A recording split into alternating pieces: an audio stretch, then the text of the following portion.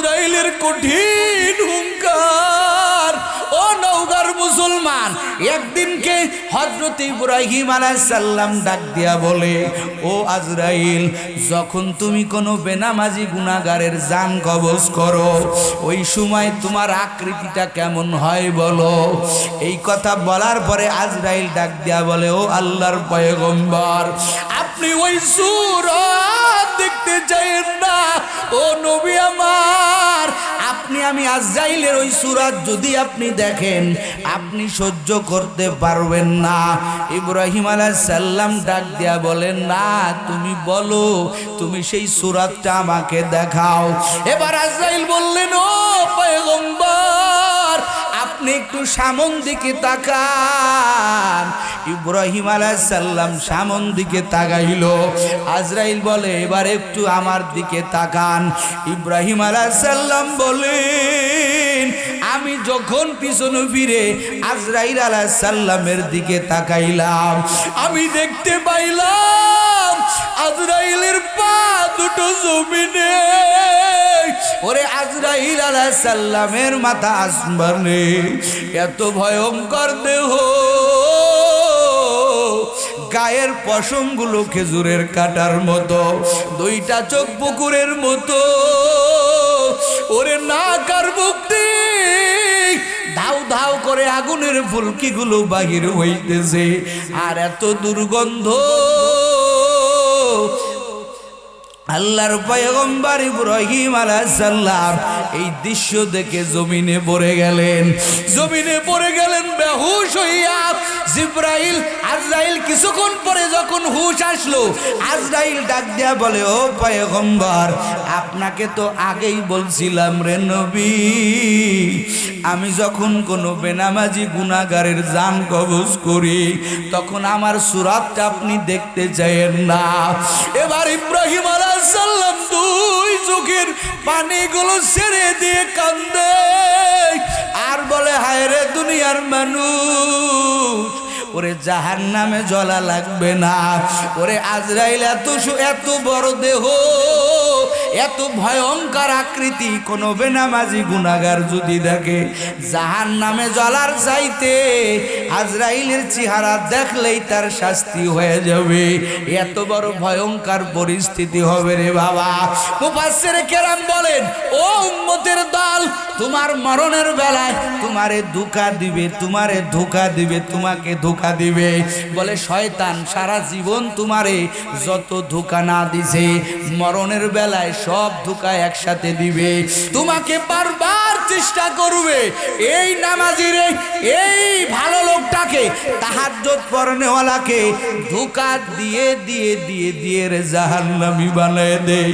ভাইয়ের ভাইয়েরা আমার, তাফসিরের ভিতরে পাওয়া যায়, নবী আমার হাদিসের ভিতরে বলেন, বান্দা যখন মরণের সময় হয়ে যায়, এমন একটা কঠিন মুহূর্ত, ওরে যেই সময় বান্দার কোনো হুঁশ থাকে না, এতটা কঠিন কঠিন কঠিন, বান্দার চতুর্দিকে কোনো খেয়াল নাই, খালি দেখতেছে, আলাঝালাগুলো দেখতেছে।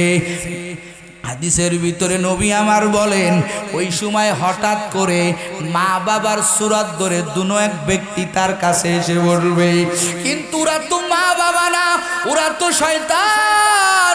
মা বাবা কাছে এসে বলবে, ও আমার সন্তান, তোমার আগে আমরা মরে গেছিলাম। ওরে সন্তান, কবরে যাইয়া দেখি কবরে কোনো আযাব নাই। জোরে কন্যা নাউজুবিল্লাহ। বলে কবরে মুনকার নকির নাই, কোনো আযাব নাই, আল্লাহ বলতে কিছু নাই। খবরদার খবরদার কালেমা পড়িস না, এখন সন্তান বেড়াছেকায় পড়ে যাবে। একে তো মৃত্যুর যন্ত্রণা বড় কঠিন, আবার মা বাবার মতো দুইজন ব্যক্তি তাকে ধোঁকা দিতেছে, ও তো জানে না ওরে ধোঁকা দেয়।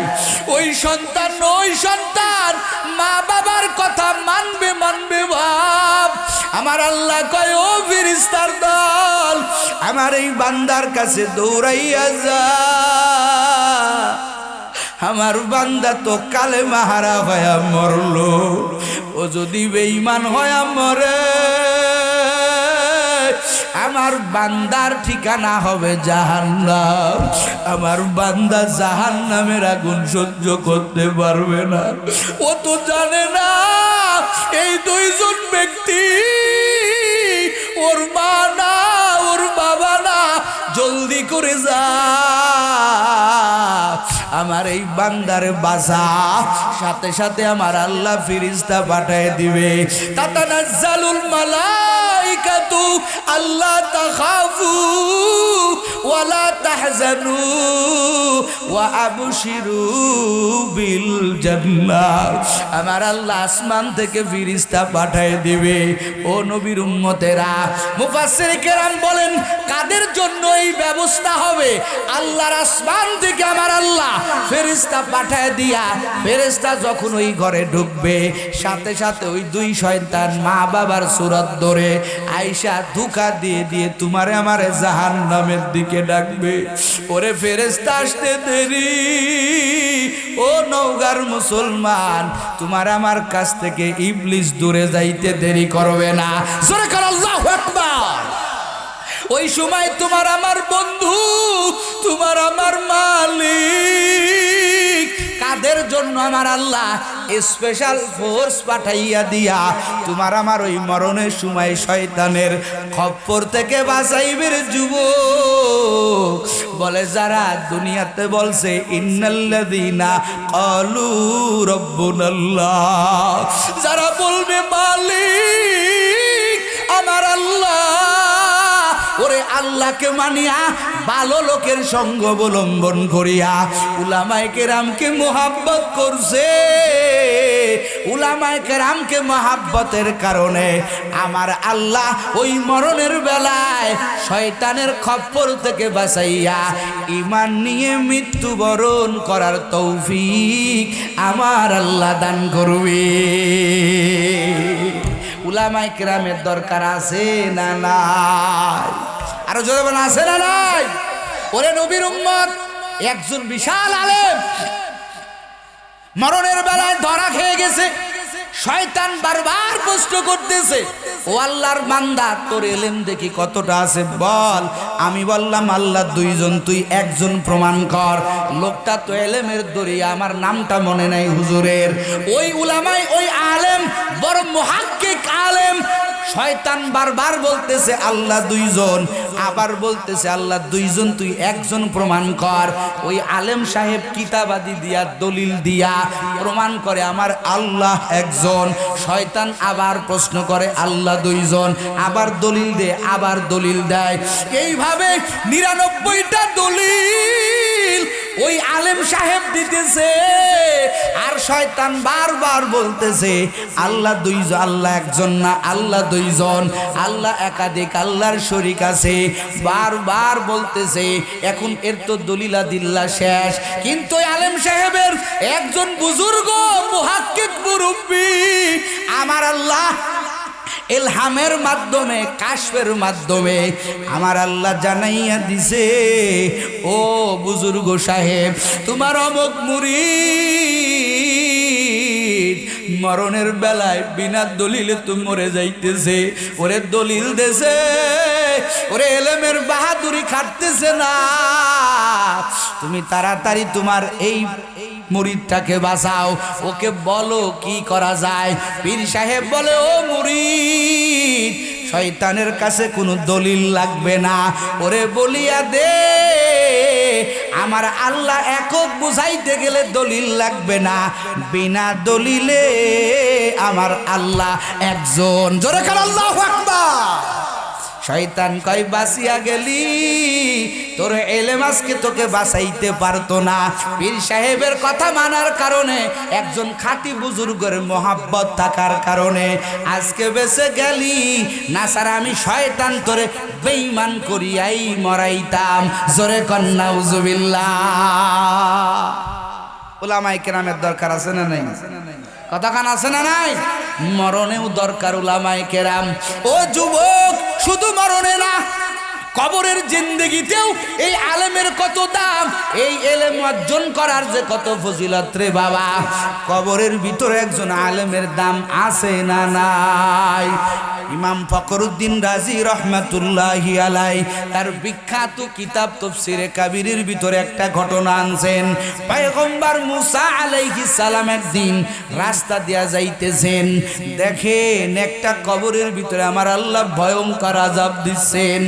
এত ভয়ঙ্কর আযাব, ও নবীর উম্মতেরা, এই চোখে কবরের আযাব আমার আল্লাহ নবী ছাড়া কাউকেও দেখায় না। শুধুমাত্র কেবলমাত্র কবরের আযাব আল্লাহ তাআলা পয়গম্বরকে দেখান। জোরে কান সুবহানাল্লাহ। কারণ নবী আমার বলেন, যদি আম জনতা কবরের আযাব দেখতে পারত তাহলে মানুষ ভয়তে কোনো লোক মারা গেলে তাকে কবরে রাখতো না। মানুষ মারা গেলে মানুষ পাগল হয়ে যাইত, ছুটে জঙ্গলে বেড়াইতো, মানুষকে দাফন করার সাহস পাইতো না যদি সাধারণ মানুষ কবরের আযাব দেখত। এত ভয়ঙ্কর আযাব নবীদের দেখাইছেন কেন? বলে নবীদের দেখাইছেন কারণ নবীরা দেখে যাতে তার উম্মতকে বয়ান করতে পারে। জোরে কোন সুবহানাল্লাহ। পয়গম্বর মুসা আলাইহিস সালাম কবরের পাশ দিয়া যাইতেছেন, একটা কবরের ভিতরে ভয়ঙ্কর আযাব হইতেছে। পয়গম্বর মুসা আলাইহিস সালাম কাজ সেরে আবার ওই কবরের পাশ দিয়ে যাইতেছে। তাকাইয়া দেখেন এই কবরে এখন আর আযাব নাই। এই কবরটা আমার আল্লাহ জান্নাতের বাগান বানাইয়া দিছে। পয়গম্বর মুসা বলে, ও কবরওয়ালা ভাই, তোমার কবরটা মুহূর্তের মধ্যে কেমনে জান্নাতের বাগান হয়ে গেল? তাড়াতাড়ি আমারে বলো, আমি তো মাত্র দেখলাম। তোমার কবরটা তো দেখতে দেখতে পাইতেছিলাম একটা জাহান্নামের গর্ত। আমি কাজ সারে আসতে না আসতে তোমার কবরটা কিভাবে জান্নাতের বাগান হয়ে গেল? বলো কি ব্যাপার, কি এমন আমল তোমার? ওই কবরওয়ালা ভাই ডাক দেয়া কয়, ও নবী, আমার কবরটা এমনি এমনি জান্নাতের বাগান হয়ে যায় নাই।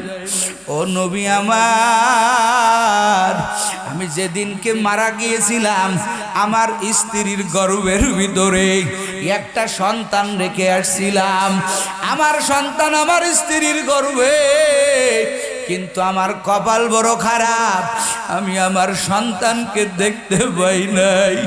আমার স্ত্রী গর্ভের থেকে সন্তানটা ভূমিষ্ঠ হওয়ার পরে আমার স্ত্রী হাজার কষ্ট ক্লেশ করিয়া, সব কষ্ট সহ্য করিয়া আমার সন্তানটাকে মানুষ করছে। হুজুর, আজকে আমার সন্তানটাকে আমার স্ত্রী মাদ্রাসায় ভর্তি করছে। ও হুজুর, আমার সন্তানটা মাদ্রাসায় যাওয়ার পরে আজকে সর্বপ্রথম আমার সন্তানকে মাদ্রাসার শিক্ষকেরা সবক পড়াইছে। বিসমিল্লাহ পড়েন, বিসমিল্লাহির রহমানির রহিম। সুবহানাল্লাহ। মাদ্রাসার ছাত্রদের সর্বপ্রথম যেই সবকটা দেওয়া হয় বিসমিল্লাহির, কথা বলেন, বিসমিল্লাহির। এই জিনিসটা পড়ছে আমার সন্তান। পয়গম্বর মুসা ডাক দেয়া কয়, বুঝলাম তোমার সন্তান বিসমিল্লাহ পড়েছে, তো এর সাথে তোমার কবরের আযাব মাফ হওয়ার কি সম্পর্ক?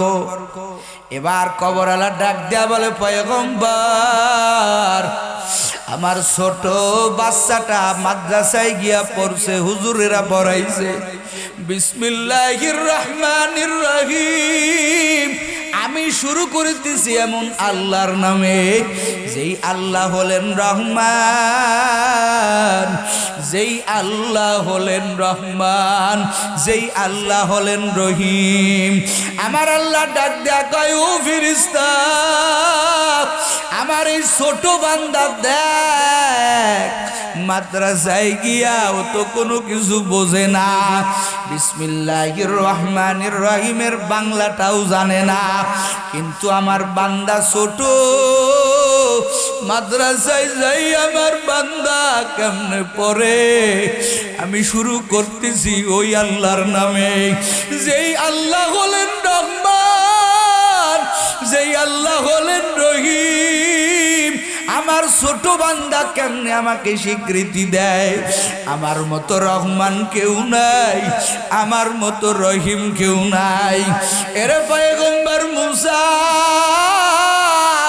ওই লোকটা বলে, রে নবী, আমার আল্লাহ ফেরেশতারে কয়, ও ফেরেশতা, এই ছোট বান্দা আমারে রহমান বলল, আমারে রহিম বলল, এরপরেও যদি আমি ওর বাবার কবর আযাব দেই, বল বল আমি কিসের জন্য আমার নামটা রাখলাম রহমান, আমি কিসের জন্য আমার নামটা রাখলাম রহিম।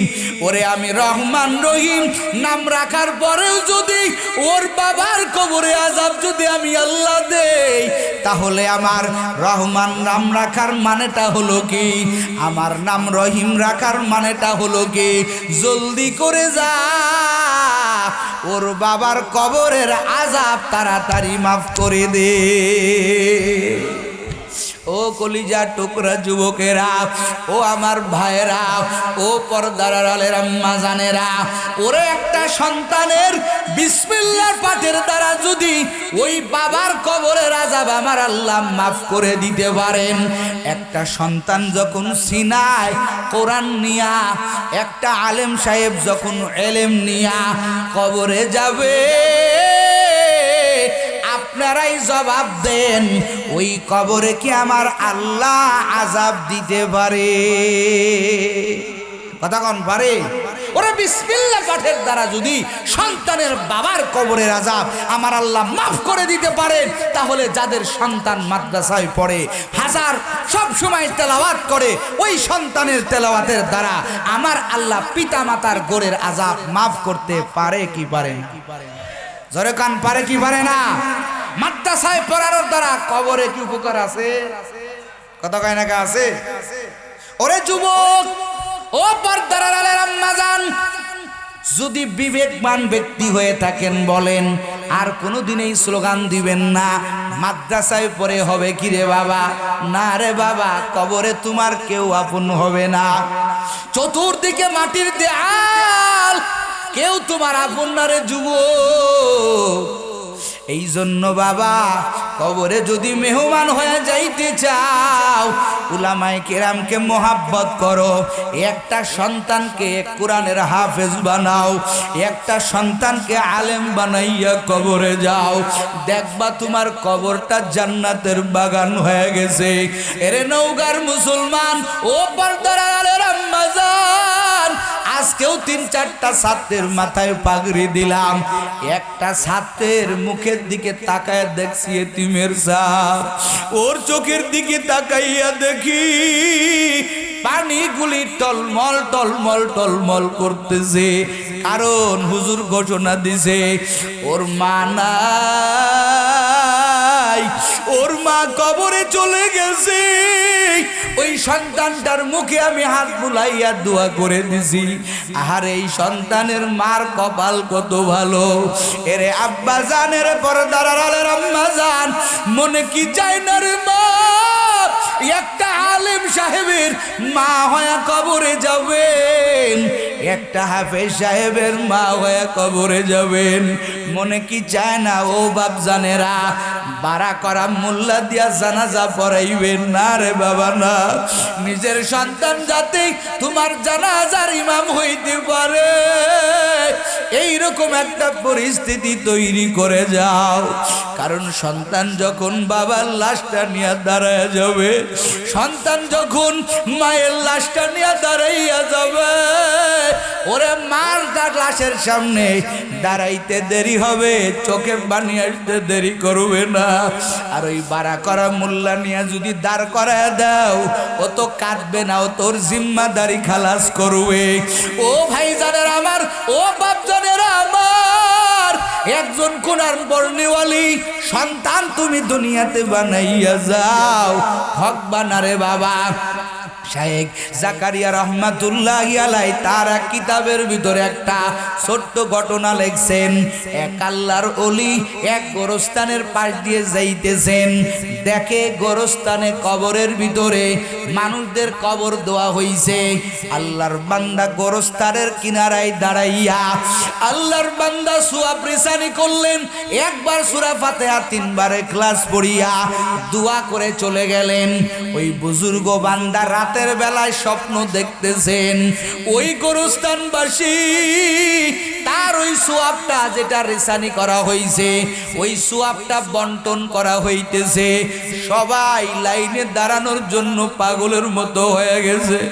কারণ যুবক রে, তুমি দুনিয়াতে মনে করো টুপি মাথায় দিয়া কি হবে, ওরে আউয়াবিন পরে কি হবে, চাষ্ট পরে কি হবে, তাহাজ্জুদ পরে কি হবে, একটা নেকির কদর তোমার আসে না রে বাবা।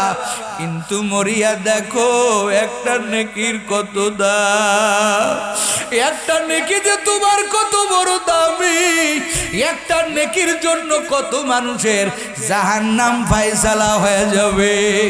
এবার ওই বুজুর্গ বান্দা স্বপ্নে দেখতেছে তার ওই সওয়াবটা, ওই যে মানুষ যেমন রিলিফে মাল দেয় লাইনে দাঁড়াইয়া নেওয়া লাগে, ওই গোরস্থানের সমস্ত মুর্দারা ওই লাইনে দাঁড়ানোর জন্য বড় পাগল, সবাই লাইনে দাঁড়ায়।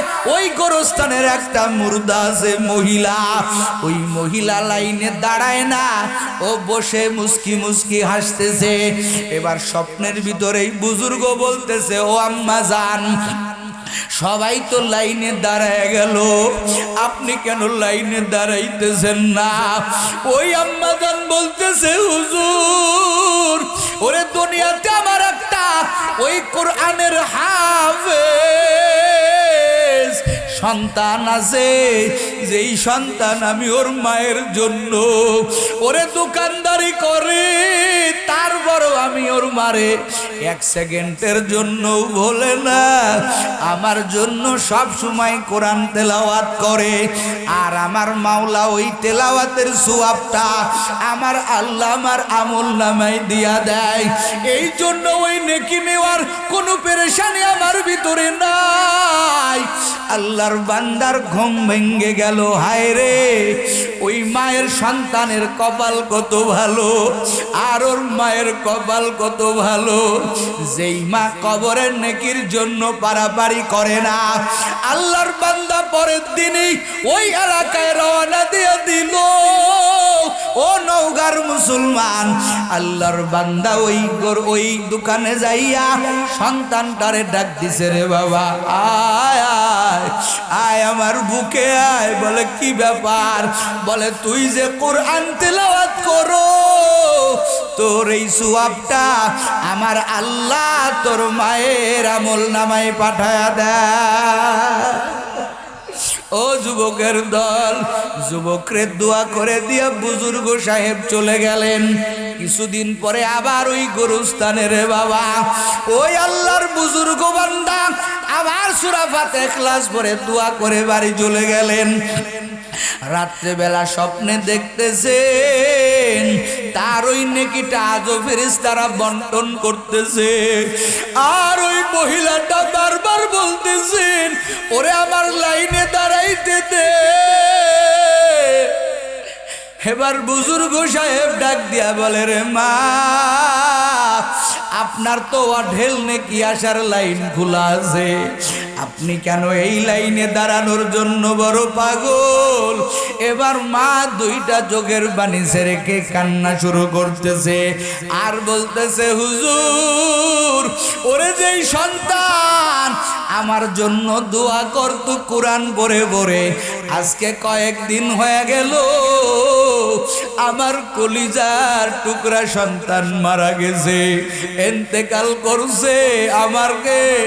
আমার জন্য কোরআন তেলাওয়াত করার মতো আর কেউ নাই। ও নওগাঁর মুসলমান, কি বুঝলেন? একজন আলেম সন্তানের দাম কত বেশি।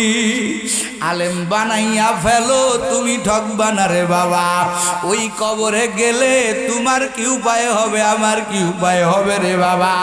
কবর কিন্তু এমন একটা ঘর, ওরে কারো জন্য কবর কোনো সার দিবে না রে মা।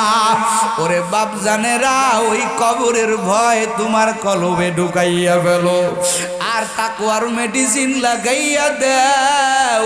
কোন দিন জানি তোমার আমার দ্বারে আজরাইল আলাইহিস সালাম চলে আসে, মনে করছো আরো বেশি দিন বাঁচবা, না রে বাবা পারবা না।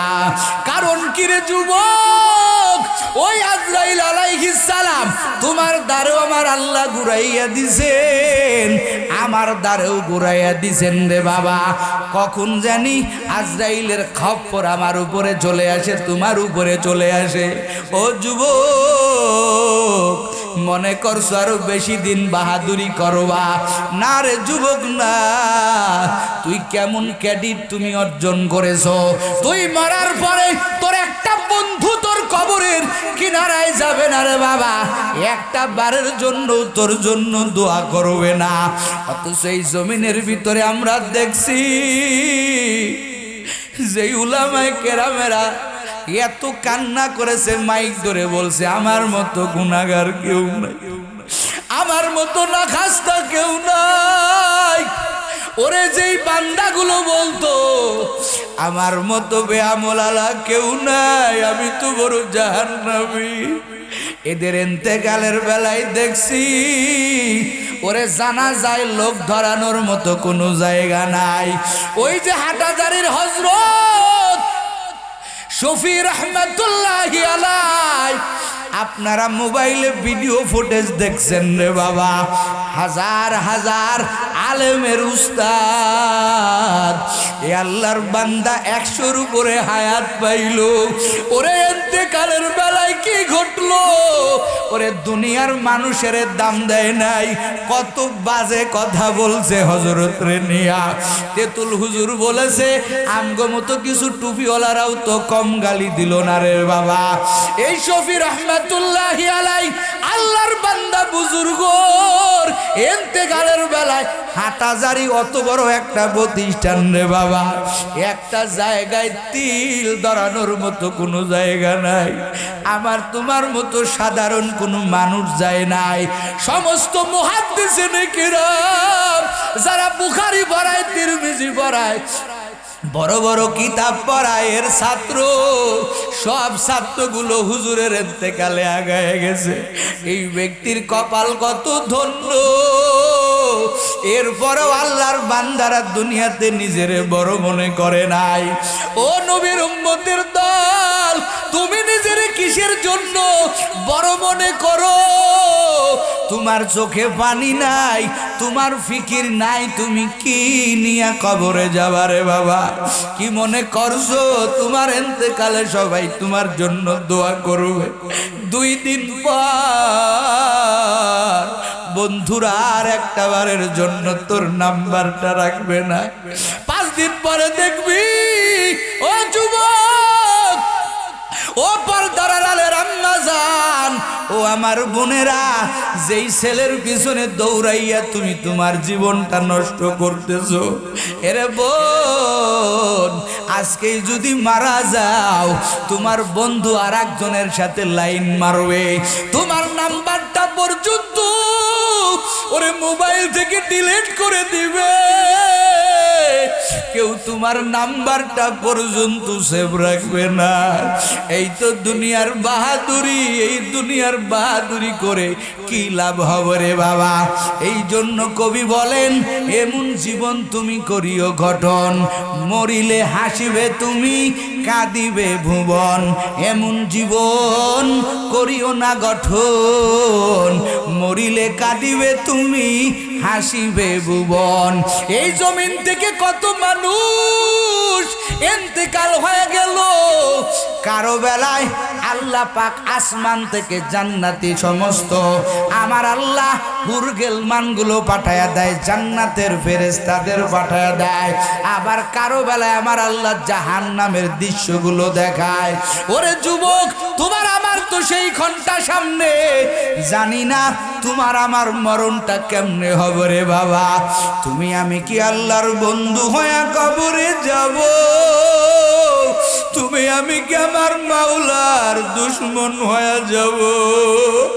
আল্লাহ জাল্লা না করুক তুমি আমি যদি দুশ্মন হয়ে কবরে যাই, ওই বেনামাজি গুনাহগারের জান কবজের বেলা আমার আল্লাহ কয় রে আজরাইল সাবধান সাবধান, এই বেনামাজি গুনাহগার দাড়ি কামাইনি আমার বান্দার জান তো সাধারণভাবে কবজ হবে না, ওর সামনে জাহান্নামের চিত্রগুলো তুলে ধর, জাহান্নামের ভয়ঙ্কর আযাব।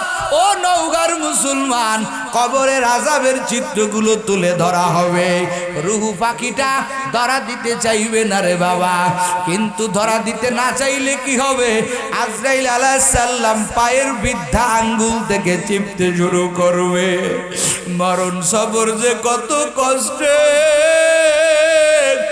ও বুজুর্গ নওগাঁর মুসলমান, মরণ সবরের কথা যদি চিন্তা করতে ঘরবাড়ি ফেলাইয়া সেই যাতনায় তুমি কাঁদতে।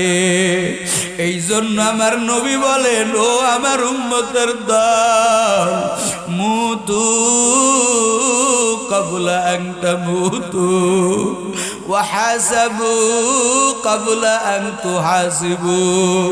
এরে উম্মত, মরার আগে মরো, দেখো তোমার কিছু নাই। আরে যাদের জন্য কোটি কোটি টাকা জমাইলেন ও নওগাঁর মুসলমান, দেখবেন এই কোটি টাকার এক সারে না পয়সা আপনার জন্য খরচ হয় নাই। মরিয়া গেছেন, সন্তানগুলোর ভিতরে আগেই ফিকির কে কোনটা ভাগ নিবে।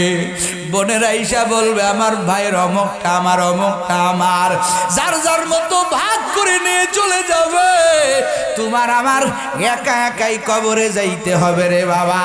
গায়ের সমস্ত রঙিন কাপড়গুলো কেচি দিয়ে কেটে কেটে কেটে তোমার আমার কাফন পরাইয়া দিবে তিনটা সাদা। তোমার বেলাও তিন কাপড় সাদা, আমি আলেম সাহেবের জন্য তিন কাপড় সাদা, ওই ভ্যানালার জন্য তিনটা কাপড় সাদা। একটাও বাড়ায় দেওয়া হবে না, একটাও কমায় দেওয়া হবে না রে বাবা।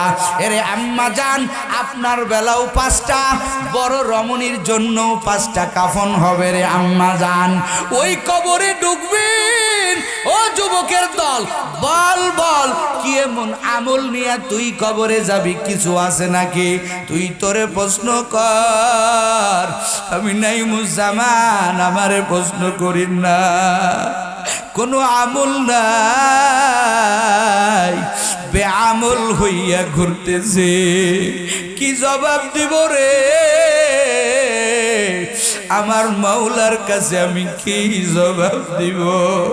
এ বাবা জানেরা, তোরা আমার মোহাব্বতের বাবা, ও আমার বন্ধু, কথাগুলো দিলের থেকে বলতেছি রে বাবা। কি নিয়া কবরে যাবেন, কি এমন আমল আছে? বয়স 30 হয়ে গেছে, আজও পর্যন্ত মিথ্যা বলতে ছাড়তে পারেন নাই, বিড়ি ছাড়তে পারেন নাই, সুদের খাতার থেকে নাম লেখাইতে ছাড়তে পারেন নাই, ঘুষের খাতার থেকে নাম লেখানো বাদ দিতে পারেন নাই, আজও পর্যন্ত 5 বেলার নামাজ পড়তে পারেন নাই রে বাবা। এইভাবে যদি মরিয়া যান, বলেন আপনার কি উপায় হবে, আমার কি উপায় হবে? কি উপায় হবে আমার মরণে? কি উপায় হইবে আমার কবরে? কি উপায় হবে আমার মরণে? কি উপায় হইবে আমার কবরে? বান্দা যখন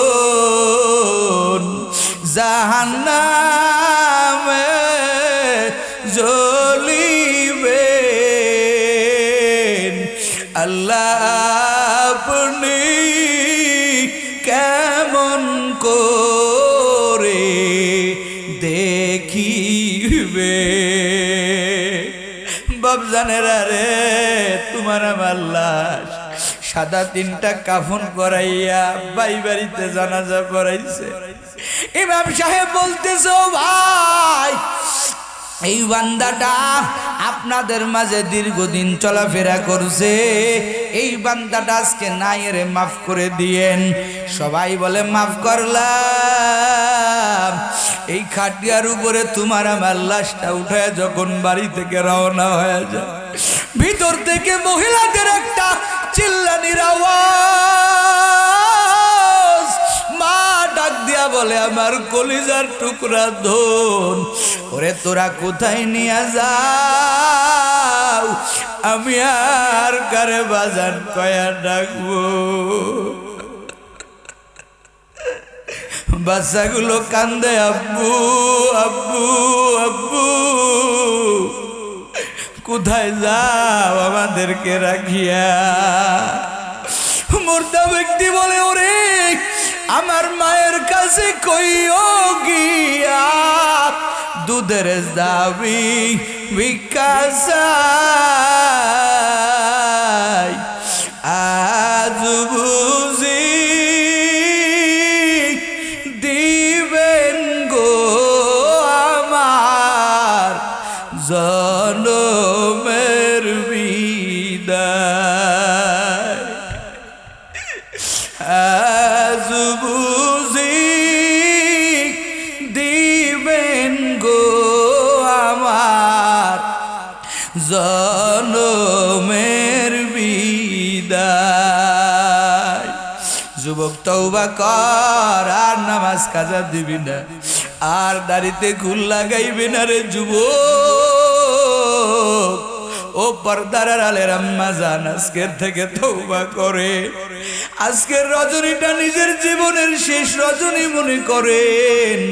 ও বাপ জানেরা, যারা দীর্ঘ সময় বসে আছেন, ও যুবকেরা, তোর মতো প্রতিদিন যুবকেরা কবরে যাইতেছে।